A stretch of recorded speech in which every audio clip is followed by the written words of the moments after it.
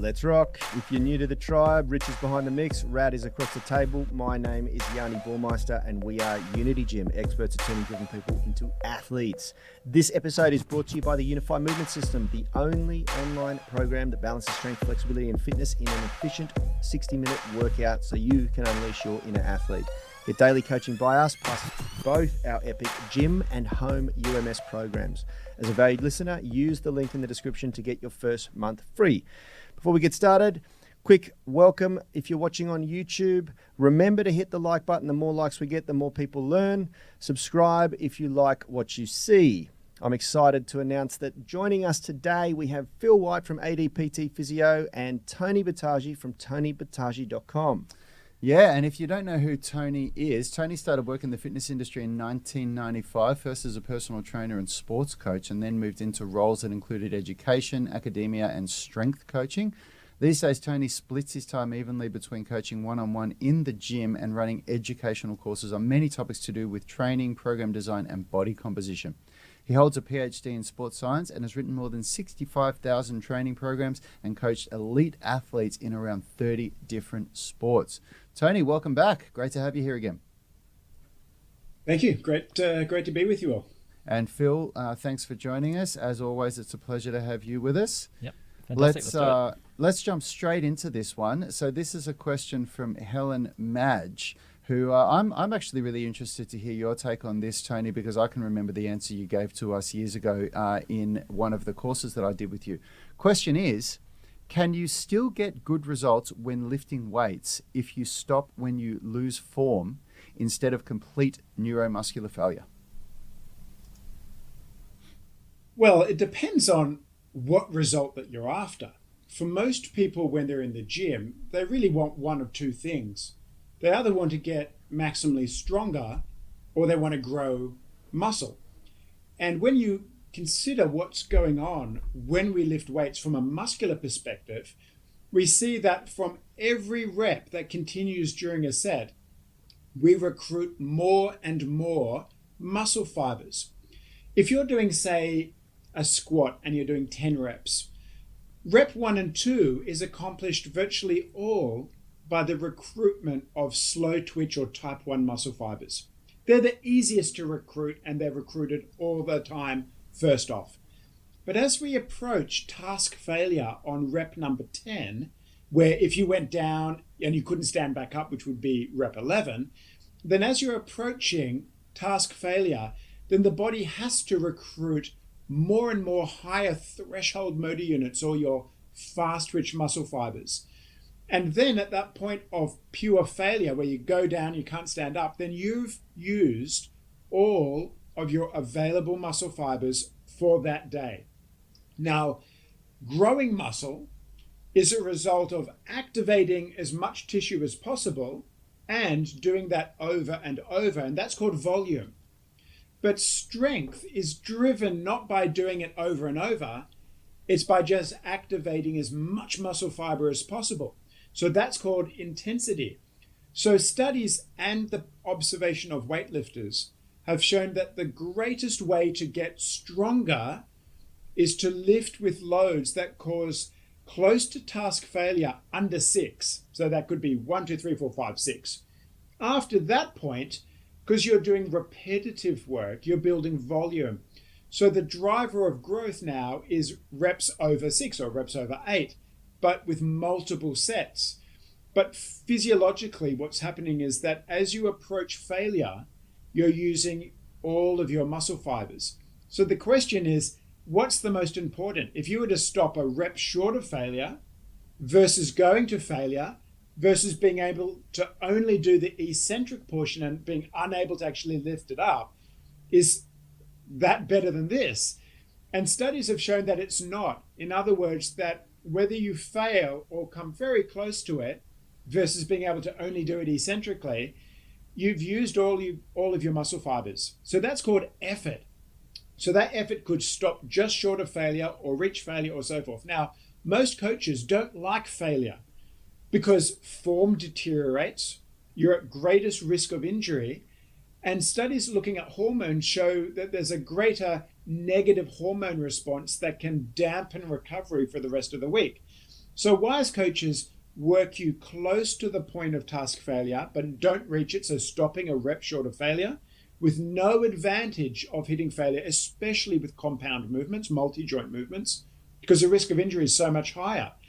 And then you would rest, and for muscle growth, do that again and again and again, and try and reach a total volume of around 15 to 20 sets per muscle group per week.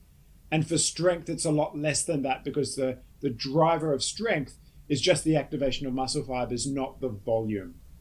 Yeah, interesting. That's awesome. And I mean, if we talk about volume as well, when you talk about training to failure versus that one rep below failure, I like the example with pull-ups, where if you could do 10 pull-ups, you couldn't do 11 if somebody held a gun to your head, and you were aiming for 3 sets and you did 10 in that first set. It's likely that you wouldn't be able to do more than about 7 in the second set, and probably not more than about 4 in the third set, which gives you a volume of 21 reps. Whereas if you did 9 reps in that first set, it's quite likely you could do 9 in the second and 9 in the third, which gives you a volume of 27 reps. Do that 2 times a week over a year, and the volume is just exponentially greater, which is predominantly going to give you a better result most of the time. So yeah, that's an interesting interesting take on it. And something that I took out of that that you said, Tony, is the idea that what most coaches are looking for, and the reason why most coaches don't want you to go to failure, is because of the loss of form. And I think if we talk about to beginners or even trained beginners, a trained beginner being somebody who has even several years experience, but in terms of what they can actually achieve in relation to an intermediate or advanced athlete is still considered in the beginner level in the numbers or the results that they can produce. That when you are going to that point of failure where form starts to deteriorate, it's just what you're able to learn and apply as well, isn't it? It's the technique that you're going to be developing for the time that you're investing in your training. And I would argue that it would be more beneficial for those beginners and trained beginners to stop before that form starts to deteriorate. Yeah. Your last rep should look like your first rep. And that's why coaches use this idea of technical failure rather than true task failure. And a coach would also say, well, what's the exercise that we're doing? Clearly, a free weight, bang for your buck, compound exercise, much more complex than a machine exercise. So could you reach task failure in a leg extension or a biceps curl? Sure. It's one joint, risk of injury is much lower. But would you ever do that during squatting or deadlifting or overhead pressing? The answer is no. Yeah. First rep has to look like the last rep, and you stop short of technical failure. Yep.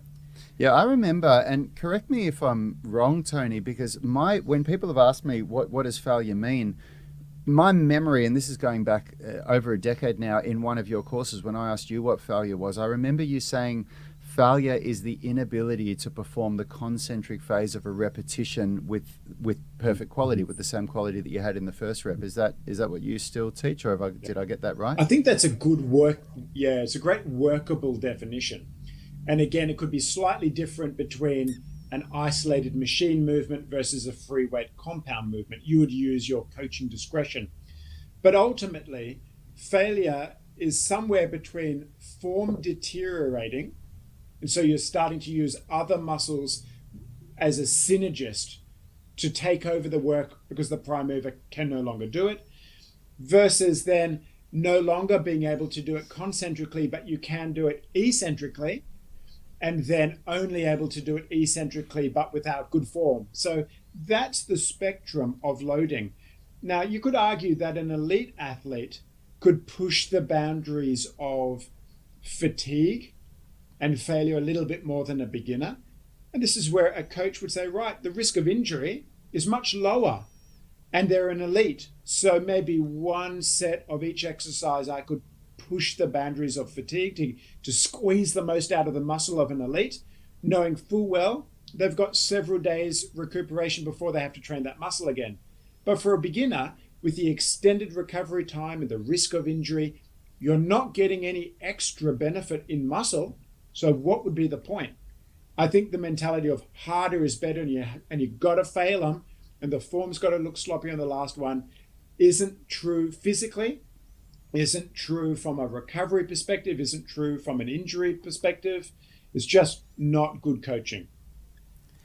Yeah, I think what you talked about earlier on with as you're training more, you're activating more and more muscle fibers might come as a bit of a surprise to people, because when you look at, if you tense your biceps, obviously might not overly impressive here, but it looks like most of the muscles are firing, but you'd think like, hey, if I'm tensing that, surely like I'm using that muscle in its entirety. But it's so interesting how the body has actually got this kind of central governor of basically it stops you from being able to access the full strength, because you're much more likely to, you're more likely to injure yourself, and you've got these big motor units that you can't actually access unless you're under sort of extreme duress, if you've got a really intense stimulus. So there's some great studies that are no longer would get approved by ethics boards, where they had people, when you said gun to the head for that pull-up, you might have actually found someone who thought they were at failure, have a gun go off, and then they're actually then able to access these motor units would otherwise be suppressed, and to be able to get that rep, because they had these studies where they'd set off a gun behind someone, or they'd have them taking amphetamines, or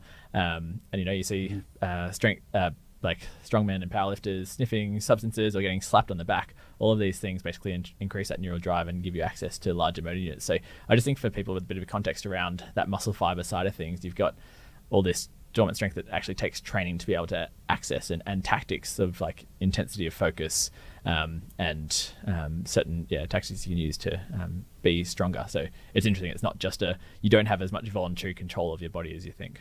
And the majority of people that I've found that actually ask this question are usually at the beginner level or trained beginner level, where meaning, I mean, any if you ask a powerlifter, like we're going to have Sebastian Oreb, who's a professional powerlifter, on the show later on, and you ask him, and training to failure is detrimental to one's life, because if you fail with 300 kilos in a squat, it can become quite dangerous. But beginners have this mentality of wanting to get to where their goals as quickly as possible, and they form this mentality of, okay, well, the only way I'm going to do that is to go hard or go home, and come to the point of almost breaking myself in every workout so that I get faster results. But that's at the point in time when it's the repetitions and banking good quality repetitions, so that you are, you're optimizing technique in those early days. You tend to get I've found at least the best result by optimizing someone's technique, getting their bench press technique right, getting their squat technique right, getting their pull-up technique right. And unfortunately, that's at that point in time where they're trying to get everything as quickly as possible by, the idea of going to absolute neuromuscular failure or task failure, which is unfortunate. So it's something that is definitely worth really driving home. If you're asking the question, is it, am I still going to get a result not training to failure? The chances are you're probably at that point in your training life cycle where it's absolutely important not to, Yeah, look, I think I think it's a really hard world for beginners in the gym out there, because everything that you just said, Yanni, and when you relate that to everything that Tony spoke about before, you're a beginner, you really don't know the answers, but you've made the decision, you want to go into the gym, you want these results, you don't know who to listen to, but then when you look at the people that you aspire to, what you see of them is always, well, not always, but it's usually doing their best efforts. We aren't really looking at Instagram and YouTube to see people on those light training days, right? Like, we're looking at them to see them on their hard training days. And so I know that this is what I used to do. I used to equate results to effort. The only way to get the results was to really train at that, max end of the effort. And it's, when you look at those, like I'm having an image in my head now of an Olympic weightlifter or a power lifter doing a 1RM squat or even a 2RM or a 3RM and going for that last rep where they almost don't get it. But here's that person who even when they almost doesn't get the rep still looks the same. It's just that the speed of the concentric phase changes, and if they miss it, they drop it, and they know how to drop that safely. But for a beginner to get to that point, like their form and their technique just goes so far out the window well before they are able to achieve that inability to concentrically move, And it is, I think if you're a beginner listening to this, the confusion around this is real. It's something that needs to be acknowledged. And you've just really got to understand that the people that we're looking to, to inspire us have that 10,000 reps under their belt on the big lifts. They've got the years of experience and the ability to push themselves in a way that as a beginner you don't know how to, and that's got to be respected. We've had a lot of extremely strong, world-class lifters come to the gym and train, and you don't see them fail very often, if ever at all. I think. I was fascinated to hear Bass say when the last time he was here. Of course, Tony, we're talking about Sebastian Oreb, and he said, I haven't failed a rep in years. He said, I used to, and I used to hurt myself, but I don't fail reps anymore. I don't put a weight on the bar that I know I'm not going to get. So interesting. Yeah, and one other big thing with that is that I really encourage people to treat all of their warm-up sets, all of their lighter sessions, their volume training as rehearsal for if you're lifting the heaviest weight of your life, because it does get that kind of neural drive going up, but it also then makes it so automated that by the time you get to the point where you're lifting a really heavy weight, you don't have to be sort of suddenly doing a different movement to the relaxed one where you chat like a squat where you're chatting to your mate who's next to you or whatever. You're treating each one as a rehearsal, so that when you're in the zone and you're trying to go for those PBs, you can put all of your focus into what you need to get psyched up, rather than being like, oh yeah, this feels different to what I usually do. Yeah, absolutely. Yeah. Awesome, Tony. Thanks so much. That was I was actually really interested in your answer to that question, and I do like it because I like it because it's in alignment with what I teach. So that makes me good. I really didn't want to be contradicted by you. It would have been hard to bounce back from.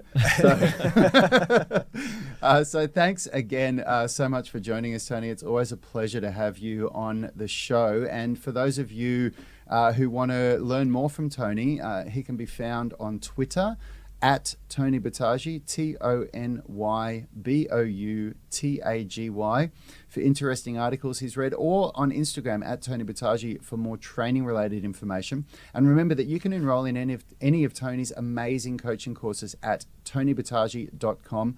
Yanni, Richard and I can personally vouch for the quality of them. They are a cornerstone of our UMS programming. They've been something that's really shaped what we do here.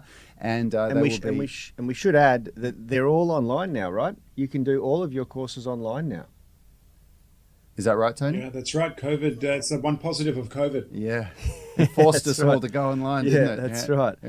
Yeah. Thanks so much, Tony. We look forward to having you on the show again soon. And thanks, Phil. Cheers. Thanks, Phil. Thanks, Tony.